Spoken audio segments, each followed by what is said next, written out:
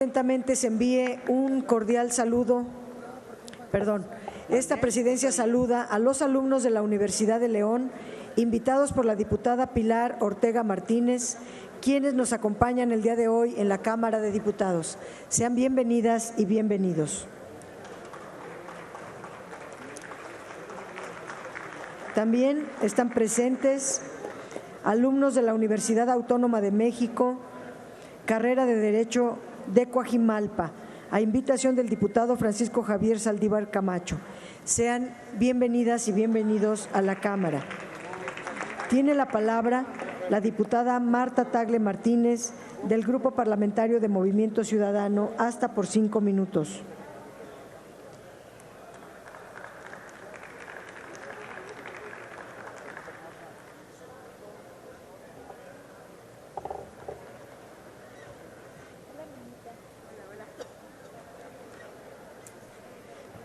Gracias, presidente.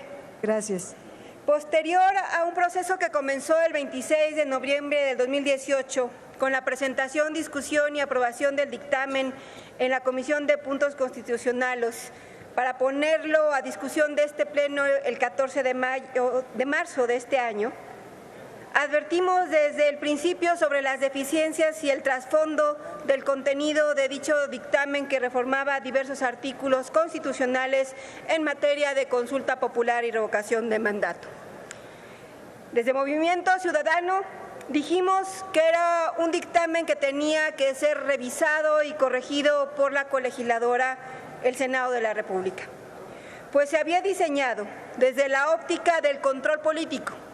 Distaba mucho de ser un mecanismo de participación ciudadana y habría temores fundados de que pudiera ser una figura que, además de servir de mecanismo de propaganda en las elecciones intermedias para influir en la conformación de la Cámara de Diputados, también podría prestarse a una consulta que permitiera la permanencia del titular del Ejecutivo más allá del periodo para el cual fue electo.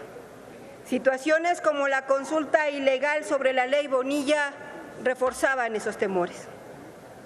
Con un procedimiento legislativo de constante resarcimiento por parte del Senado de la República, que culminó con la reforma a los artículos 35, 36, 41, 81, 84, 99, 116 y 122 de la Constitución, y la aprobación el pasado 5 de noviembre por esta Cámara de Diputados para dar trámite a lo establecido en el artículo 135 de nuestra Constitución, y 17 legislaturas locales que dieron su voto de manera favorable, finalmente se consiguió que la reforma se definiera el carácter ciudadano de mecanismos de participación ciudadano, como lo son la consulta popular y la revocación de mandato, implantando controles que permiten alejar temores y restablece la ruta a seguir en caso de que la revocación surta efectos.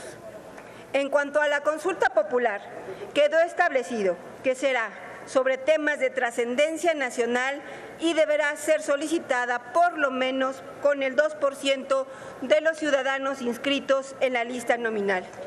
Introduce a las restricciones de temas que no podrán ser objeto de la consulta la permanencia o continuidad en el cargo de elección popular, en clara referencia a la ley Bonilla.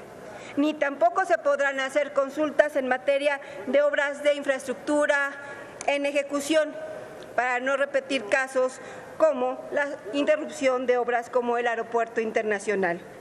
Y se confirma que solamente será la Suprema Corte de Justicia de la Nación quien resolverá sobre la constitucionalidad de la materia de la consulta. Al INE, escúchenlo bien, le corresponderá la organización, difusión y promoción de las consultas para garantizar su imparcialidad, y solo podrá realizarse el primer domingo de agosto de cada año.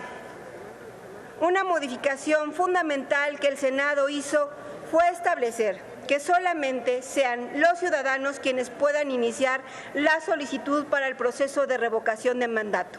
Deberán ser al menos el 3% de los electores inscritos en la lista nominal, de al menos el 3% de las 17 entidades federativas. Será el INE quien convocará después de haber procesado las firmas de solicitud.